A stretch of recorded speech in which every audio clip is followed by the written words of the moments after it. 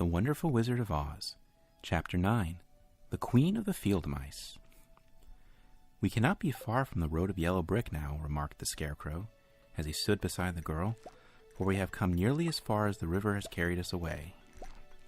The Tin Woodman was about to reply when he heard a low growl, and turning his head, which worked beautifully on hinges, he saw a strange beast come bounding over the grass toward them.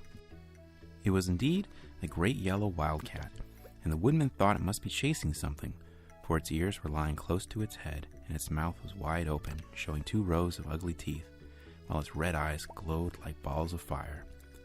As it came nearer, the Tin Woodman saw that running before the beast was a little gray field mouse, and, although he had no heart, he knew it was wrong for the wildcat to try and kill such a pretty, harmless creature. So the Woodman raised his axe, and as the wildcat ran by, he gave it a quick blow that cut the beast's head clean from its body, and it rolled over his feet in 2 pieces.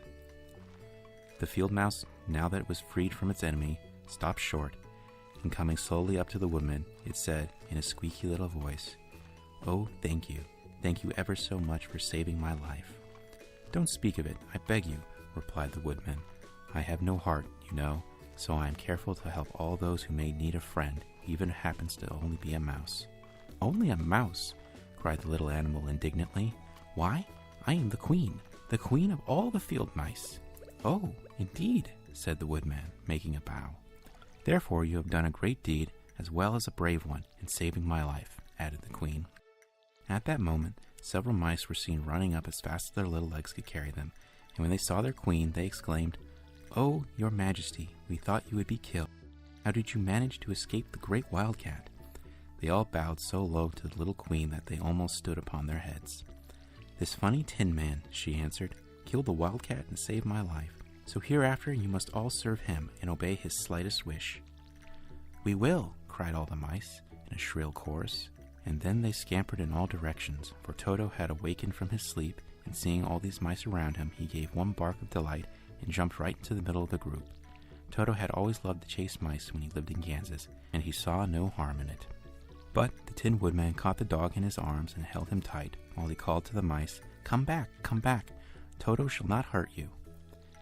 As the Queen of the Mice stuck her head out from underneath the clump of grass and asked, in a timid voice, "Are you sure he will not bite us?" "I will not let him," said the Woodman, "so do not be afraid." One by one, the mice came creeping back, and Toto did not bark again, although he tried to get out of the Woodman's arms and would have bitten him had he not known very well he was made of tin. Finally, one of the biggest mice spoke. "Is there anything we can do," it asked, "to repay you for saving the life of our queen?"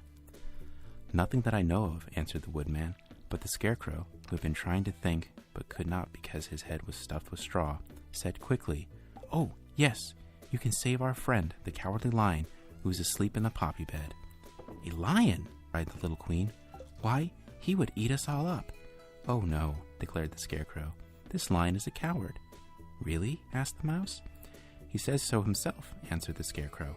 "And he would never hurt anyone who is our friend.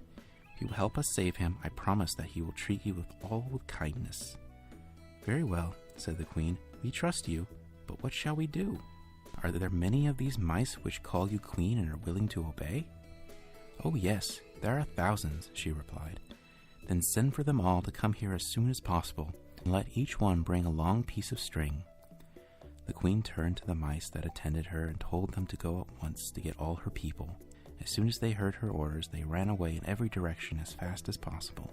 "Now," said the Scarecrow to the Woodman, "you must go to those trees by the riverside and make a truck that will carry the lion." So the Woodman went at once to the trees and began to work, and he soon made a truck out of the limbs of the trees, from which he chopped away all the leaves and branches. He fastened it together with wooden pegs and made the 4 wheels out of short pieces of big tree trunk. So fast and so well did he work that by the time the mice began to arrive, the truck was all ready for them. They came from all directions, and there were thousands of them, big mice and little mice and middle-sized mice, and each one brought a piece of string in his mouth.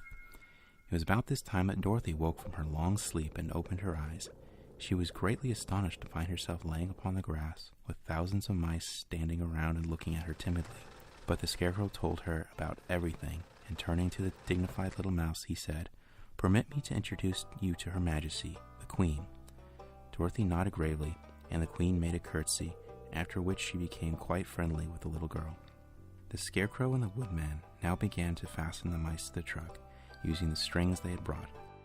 One end of a string was tied around the neck of each mouse and the other end to the truck. Of course, the truck was 1,000 times bigger than any of the mice who were there to draw it. But when all the mice had been harnessed, they were able to pull it quite easily. Even the Scarecrow and the Tin Woodman could sit on it and were drawn swiftly by their queer little horses to the place where the lion lay asleep. After a great deal of hard work, for the lion was heavy, they managed to get him up on the truck.